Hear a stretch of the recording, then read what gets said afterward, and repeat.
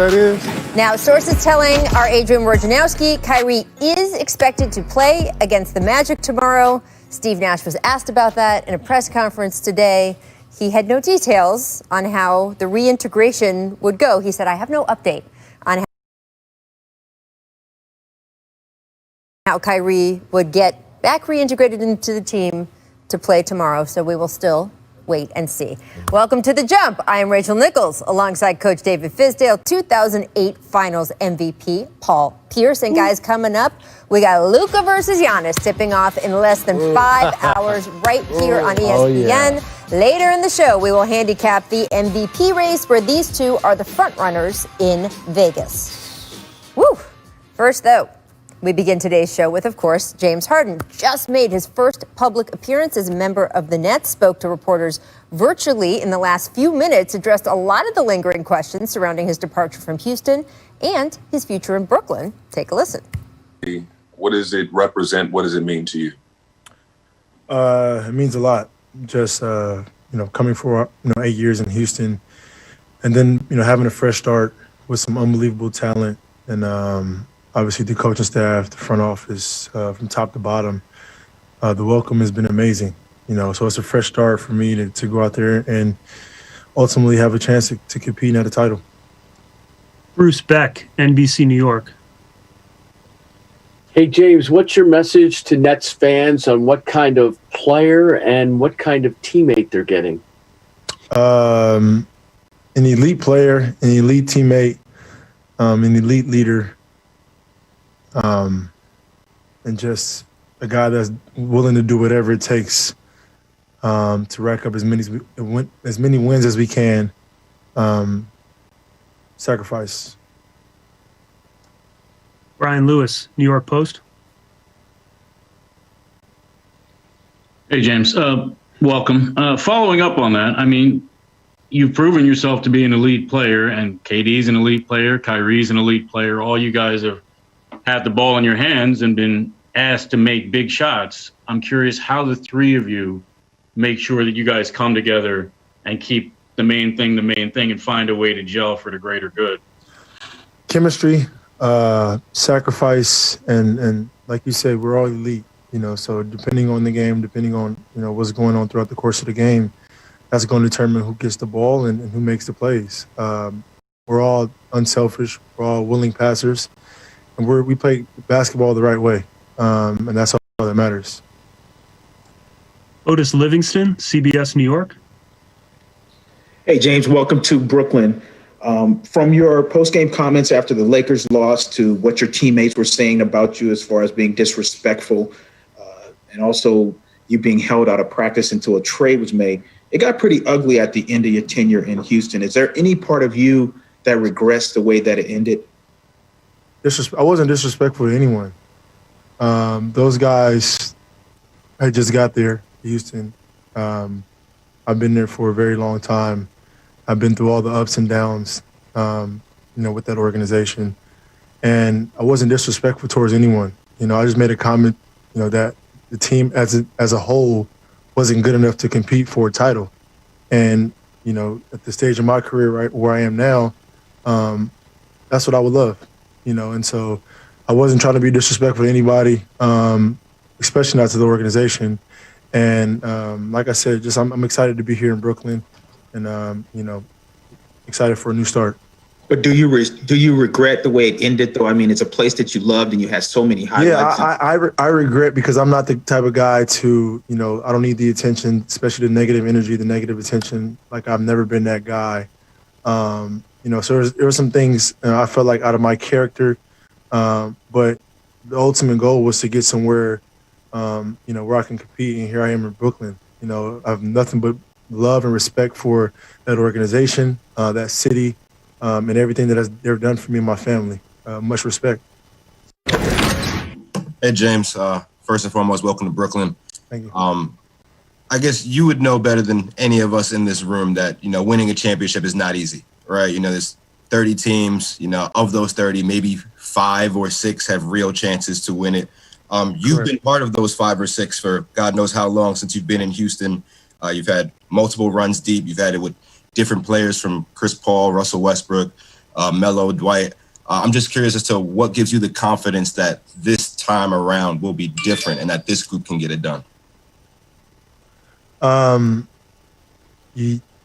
Obviously you got Kevin Durant and Kyrie Irving on the team.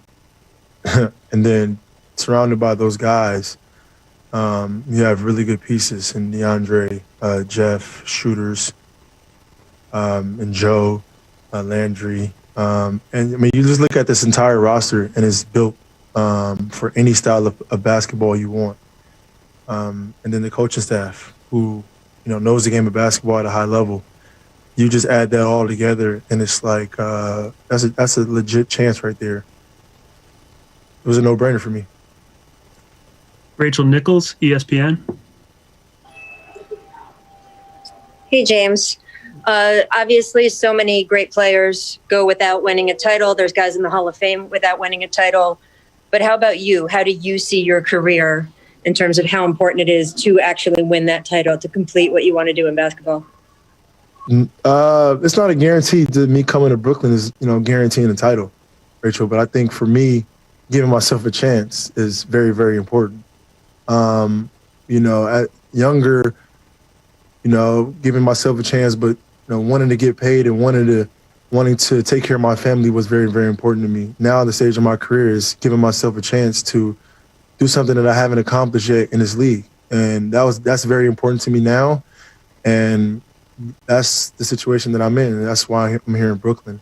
I'm excited for the new opportunity.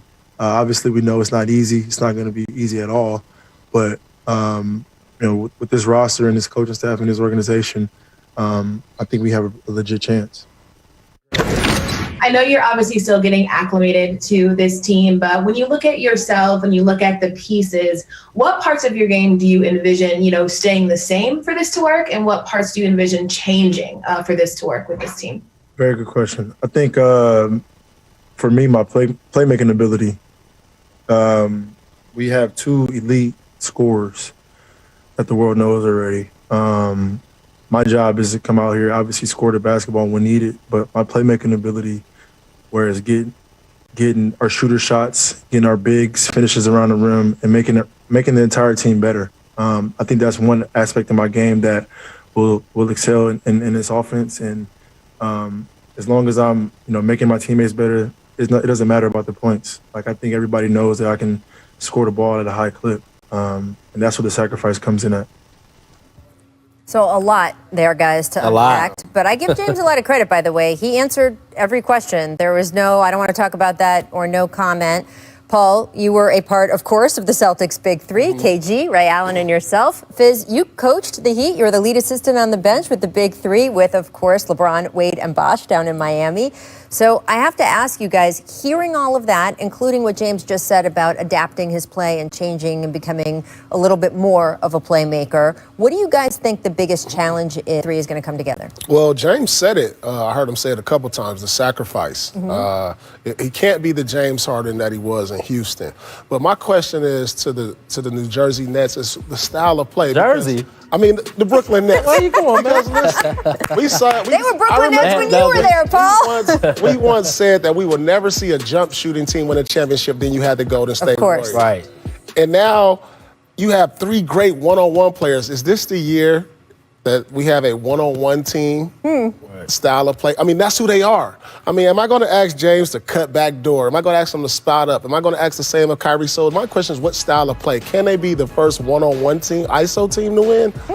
We have yet to see, and I don't know what style of play that's going to be, because you have to use these players to their strength. But the sacrifice, that's going to be the biggest things in James is going to have to do in order for this team to succeed. Yeah, and that's the word I kept hearing, sacrifice. And Spo used to have a great saying, sacrifice is easy until it's you. And so we're going to see if these guys are willing to sacrifice. And what does that look like? What does that mean? That means that time of possession with the ball as an individual. You got to make decisions quicker now because you got two other stars sitting on the weak side. So you got to make those decisions quicker. Defensively, when you're on defense, are you taking pride in being a top-level defensive team, or is it all about scoring and when you have the basketball? Those are the places that I want to see if those guys are willing to make the sacrifices. And then finally, the off-the-court distractions. Can we get that behind us now and get to where y'all just playing basketball and showing what you can really do as a team? Well, you guys, we were talking right before the show that you guys, when you came together as a big three in Boston, Paul, the fit was very natural, just between the position Ray played, the way you played, the way KG played. You were saying before the show the fit in Miami was not as just slot. You guys really pioneered that position, a regular part of the equation. How did you figure that out as a coaching staff? Pain, losing to Dallas, really suffering and having to go through that because Dwayne and LeBron were so dynamic with the similar type of basketball game where they needed that ball in their hands a lot. And ultimately, it did come down to us adapting as a coaching staff, but also when we talk about sacrifice. Paul was just saying it. We got after it defensively. That's one thing you could say. That team got after it defensively. And both of those guys, when they didn't have the ball, they made a conscious effort to move without it. Yeah, that's my biggest question. Yeah. I mean, offense is not going to be a problem. Defending. Can they be a top 5 defensive team? Because if not, I don't see them getting to the finals. Well, you see this usage rate and clutch time. So these are all, by the way, they all have a track record of being clutch performers. We threw it up here yesterday on the show. In the last 10 seasons, 8 guys have accumulated 1,000 points in the clutch. The Nets now have 3 of those 8. So they have guys who can come through in the clutch. The question, of course, is a little bit who takes the last shot. But I do think that stuff works itself out. It does. It's going to be some guys one night, some guys another night. In terms of defense, I completely agree. I mean, I remember so much, Fizz, that you guys had your first training camp once all those guys came together.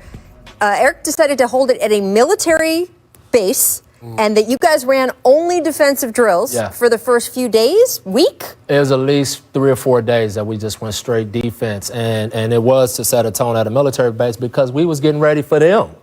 And you had to be so disciplined and sharp to beat that Boston team. They guarded the heck out of you. They moved the ball. They ran their stuff to precision. And they weren't going to beat themselves. So we knew this wasn't no guarantee that we was just going to come strolling out of the East. So we said the one thing we can all do is we can all defend. We'll work out the offensive stuff later. And ultimately, those habits we built in that first year led to the championships. I do want to ask you one more thing from the presser and what we just heard from James. Remember, Boogie Cousins came out, I think it was yesterday, and said it was extremely disrespectful the way that he treated us while he was here or we were here. James was asked about that. And his comment was, I wasn't disrespectful to those guys. He said, I've been in Houston for a long time. They just got here. This was about something much bigger and broader. It really wasn't about them. And he also said that he did have regrets only in that he said it wasn't in his character to do things that drew negative attention. But he said it did get me to Brooklyn. Paul, how do you see that whole situation? I certainly understand Boogie's side, but also James is right. What he did got him where he wanted to go. The system basically allowed for that. Well, yeah, I understand both sides. I mean, because sometimes disrespect comes in all forms and fashion. It's not just what you say, it's your actions. And Boogie was saying it like, look, you didn't come to training camp on time. And then we look at his last 5 games with the Rockets. That's not the James Harden we know. No. And so in saying that, it was his actions that garnered the disrespect. But on the other side, what James Harden was saying, he was like, you heard him say, I gave him everything. Yep. Right. I gave him everything. And apparently his everything wasn't good enough to bring a championship to Houston. And that's all you can ask for from a player. So I understand his frustration as a veteran in this league, as an all-time player. He's made all the money, shoe contract. He's done everything you could do in the game of basketball. Now he just wants to win a championship, and it got frustrating for him. Coach Steve Nash was asked about this also this morning, and I'm just read off my laptop here for y'all. He said, I think James carried that team for many years. He said gave them everything he had. So since he asked for a trade, he said, I think that, this is Steve Nash, he said, I think this was a very small sample size since he asked for the trade. And he said, it's fairly irrelevant if you're discussing James's overall character or whether he's going to be a problem or not. I have to think you'd agree with that, right? I totally agree. And I think James Harden now, really, he sees the trophy. And so you're going to get the best of James Harden right now. I really do believe that. And I think, when you get into these tussles, these squabbles, it's always going to be a little messy. But let's be real about it. At the end of the day, everybody won. Yep. Houston got a heck of a deal with the players they got, the picks that they got, the exceptions, all of that good stuff. And Brooklyn got a hell of a all-time player like he talked about on both sides. In any situation, do we expect a relationship breakup to be smooth all the time? I can't remember one. That's just the way it is. It happens, but it is certainly unusual. And Paul, I would like to say that Brooklyn has now given away pretty much the same, the whole that just compared to your trade, what they gave away for you, maybe that wipes some of that slate clean as well. All right, guys, before we go, the NBA just announced 2 more Wizards games have had to be postponed. This is, of course, because of ongoing contact tracing within the team. They do not have the league-required 8 available players to proceed with scheduled games against the Cavaliers this Sunday and Monday, so we'll keep an eye on that. Big Honey nickname for Joker?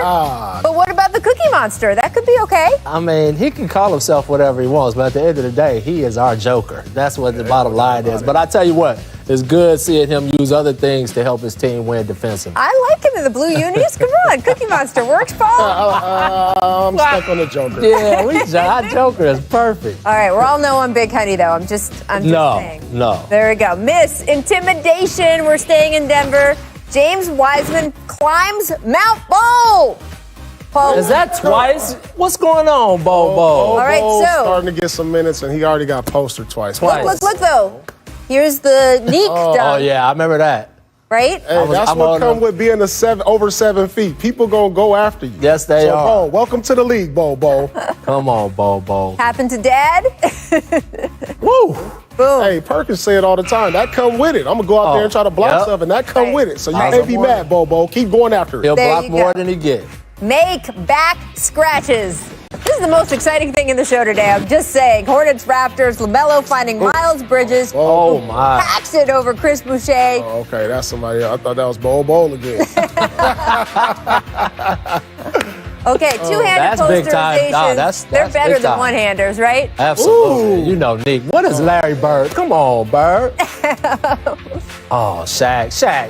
No, take it easy, Chris Dudley. Sorry, Chris Dudley. Chris Dudley ain't having it, though. JR. Oh, my. Yeah, that was pretty good. At least he didn't And push the dime was nice, Shaq. too. This kid, ball is serious business.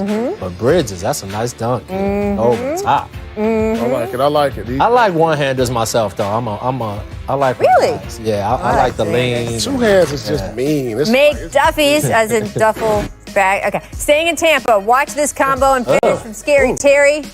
Ooh, and finish? Oh, my gosh, Scary Terry. The man is in his bag. Are you more impressed with the move or the finger roll? The finger roll. Look at that. He threw up a prayer with the left and it went in. And I'm not sure he can duplicate that the rest of his career. Yeah, he can do the move, but the finger roll is definitely more impressive. Nice, though. Hey, skill versus opportunity equals luck. They got some guards over there. Hard work and opportunity. For all the postponements, for all the complications of this season, there have been, I would say, there's some great basketball moments every night they have played so far this year. A lot of highlights. It feels nice. Let me tell you something. Charlotte is my favorite team to watch right now. They're our League Pass team on the jump. They got guards, man. All right, let's run it back to the filthiest dribble combos ever. Honorable mention, because it wasn't in a normal game. Kyrie on Brandon Knight, 2013 Rising Stars game. This was in the All-Star game. I remember that. Oh. Look at KD clapping for his future bestie. Just so you know, I coached that game. We got our butt kicked. Oh, I'm so sorry. Yeah. That's all right, B-Night. I mean, we'd still show the highlight. I just would have apologized. It's all right. It's all right. I know Chris Paul got to be in here. Number 5, CP3 in fact on Anthony Carter. 2008. Woo. Woo. Oh, come on. Where'd he go? Hornets DNA. Where did he go? What the kids say now? Get over here. Is that what they say? Come on, see. Mortal Kombat. Number 4. You knew Steph was going to make this one too. Oh, this was just fair. Yeah, this is like a big. This is like the big kid dribbling around with the little kids. He just went through the traffic. Some Globetrotter stuff. That's like what the players do at the camp versus the little kids. Yeah, that's what I'm saying. Reminds me of the dribble game. Like, I need y'all to come guard. 3 kids come guard. And you just dribbling around. By the way, Steve Kerr said several times during that season, I'm supposed to tell Steph bad shot, but it's Steph. I don't. 2015, Kyrie takes on the entire Spurs team. This dude, he's I think in NBA history, he's got to be top 5 skill players of all time. I think. I think you could go higher What do than you top think? 5. Just skill, handle, shooting, finishing. Finishing around the floating. handles and finishing around the basket. I mean, I don't know how many It is guys. a short list of the 3 that he is on. He up there with 2000, Isaiah. yes. He up there, top 5. He up in the top. His godfather's Rod Strickland just saying 2000 Stevie Oh, not franchise. franchise. Picking on poor Troy Hudson. Oh, T. Hud. Come on. And you knew this was number 1. You knew it. It's our greatest living American, Allen Iverson on Michael Jordan. We put that on there because it was Jordan. Because Jordan, Just 'cause it's Jordan. was kind of still there. Yeah, I know he made it back in the play. It wasn't a total like he gone. It was Bulls Jordan, so I don't hear any excuses. But it's That was Jordan. not Wizards It's Jordan, Jordan. and it was It's Allen Jordan. Iverson. And if you're having that Kyrie conversation, Allen Iverson's in it. No? We didn't have any Tim Hardaway Sr. up there. That is true. What are we doing here, people? The two Texas two-step, Gosh, bop, bop. They used to disappear out the screen That when he is hit them true. with that. That's so. true. That Hardaway crossover. We had him on the show like 2 weeks ago, and we showed a bunch of clips of him, though. So I'm just saying, we repped for That's him on the my jump. man. Coming up next, Paul and Fizz are going to tell me who their MVP frontrunners are right now. We're counting down to the Luka versus Giannis game tonight on ESPN, and those two are getting a lot of attention from Vegas odds makers.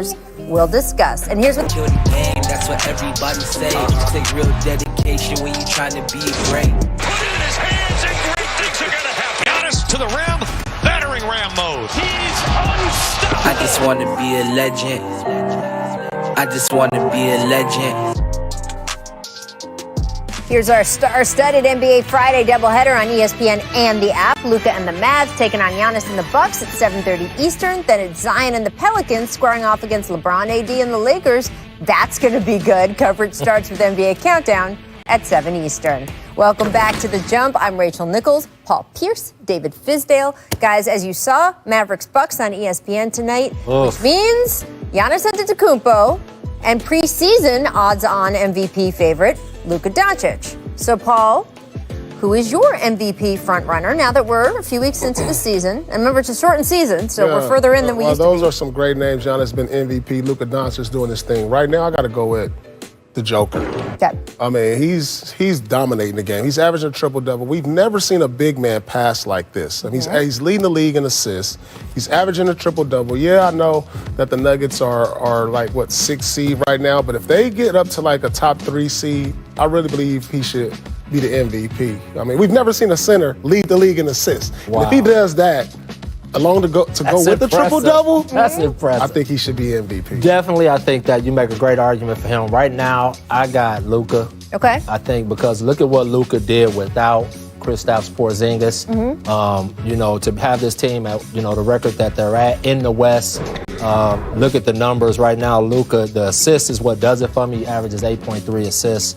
That's the defining number I think right now that puts him in the front and what he's done without him. But I think something else to say too. We haven't gotten to see this Mavs team at full strength. Yep. And I think a lot of people have been saying they need one more piece. And I'm not sure about that yet because I think Kristaps matches up as well as anybody with AD, right? And then you have to account for Luka when you look at LeBron. But Tim Hardaway Jr. has been putting up numbers, and everybody keeps talking about third scorer. This dude's averaging 18 a game. He's had 2 30-plus games. People better start taking recognition of that. And then they got Josh Richardson. I think Luka and them, if they could stay healthy. I mean, it's part of why tonight's Bucks matchup is so interesting, right? Interesting, Because you got a very good team that they're going to have to square off against. I would just throw in there Joel Embiid into the mix right now. Had off to a great start. I was throwing Kevin Durant into the mix because I didn't feel like playing with Kyrie disqualified him in any way from being voted on.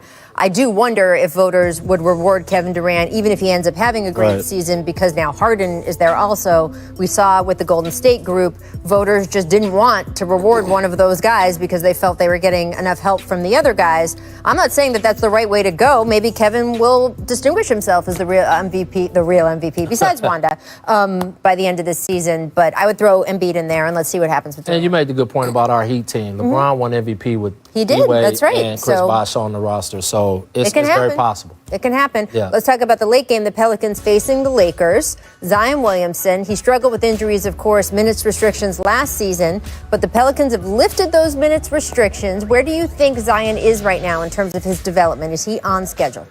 Are you asking Paul? I'm asking Mr. Pierce. Yeah. What you got? I mean, you're in your second year. You're averaging 21 a night.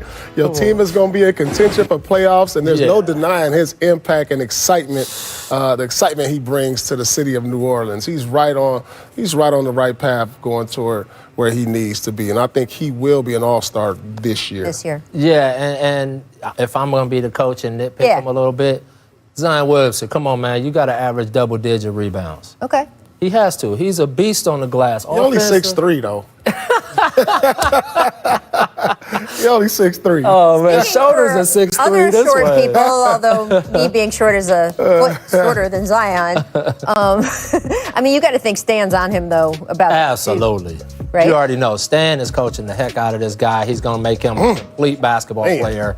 I think we got to look at the body of work of Zion over years because he's already ready to go to impact the league. So I think it might be too early to ask, is his development in the right place? He's already doing what we thought he was going to do. I think it's a good question and an interesting point only because I think the Pelicans are doing it the right way. And we have seen teams try to rush in prodigies or maybe not use them the right way early and it impacts the rest of their career. It has felt so far that they're doing it the right way. When you got Brandon Ingram over there, that's you right. could take your time a little bit with because Brandon Ingram is balling. Amen. All right, I want to talk about the Grizzlies. Ja Morant is listed as questionable for Friday's game. This is tonight against the Timberwolves after missing more than 2 weeks with a left ankle sprain. Remember, his initial timeline was 3 to 5 weeks, so he's coming back early. The Grizzlies have gone 4-4 in his absence, which, frankly, a lot of people thought they couldn't do. Right. So what do you think his impending return means for Memphis, Coach?